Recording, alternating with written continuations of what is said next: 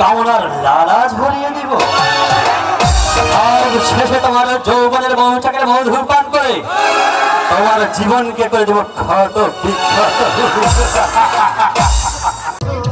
Dialogue শুনবো আর কি। সবাই প্লিজ স্টেশন ছবি তুলবো।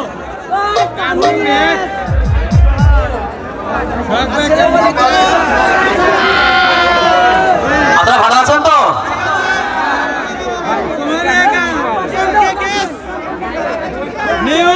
আপনারা আমার পরিচয় সবই জানেন, পরিচয় দেওয়ার এখানে কিছুই নাই।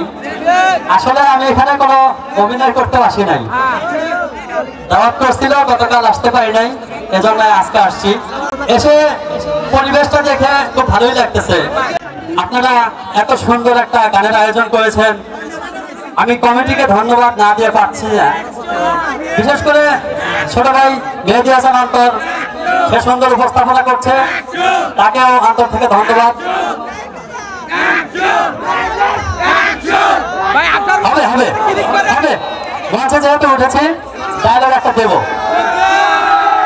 কিন্তু আপনাদের সবার কাছে অনুরোধ, এখানে পরিবেশটা সবাই শান্ত রাখবেন। আমি জাস্ট একটা ডায়লগ দেব। আসলে যারা গান বাজনার আয়োজন করে তাদের মনের মধ্যে অবশ্যই প্রেম থাকে, ভালোবাসা থাকে। ভালোবাসা না থাকলে কেউ এই সকল বিনোদনের আয়োজন করতে পারে না।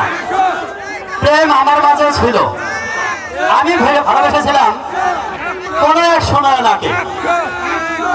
সোনায়নাকে আমাকে ভালোবাসেনি, ওয়ান সাইড লাভ ছিল, এক পক্ষ থেকে ভালোবাসছিলাম। কোনোদিন তাকে এরকম আলোক ঝলমল রঙ্গমঞ্চে অথবা নিভৃতে নির্জনে একাকি পাই নাই। যদি পেতাম তাহলে একটা কথা বলতাম। কথাটা কি ছিল শুনবেন? তাহলে শুনবেন আপনারা? না হলে বন্ধ করবো না। সোনায়নাকে পেলে শুধু একটা কথাই বলতাম, বলেন সোনায়না, আজ তোমাকে এই একাকী নির্জনে পেয়ে গেছি। আজ তোমার সরম ধরম জীবন যৌবন সব কিছু আজ তোমার কেড়ে নেব সুন্দরী। প্রথমে তোমার সর্বের পাপড়ি করে একটা একটা করে তুলে ফিরছিয়ে ফেলবো, তারপর তোমার ধরমের উপরে কামনার লালাজ ভরিয়ে দিব আর শেষে তোমার যৌবনের মৌচাকের মধু পান করে তোমার জীবনকে করে দেব ক্ষত বিক্ষত। ধন্যবাদ সবাইকে।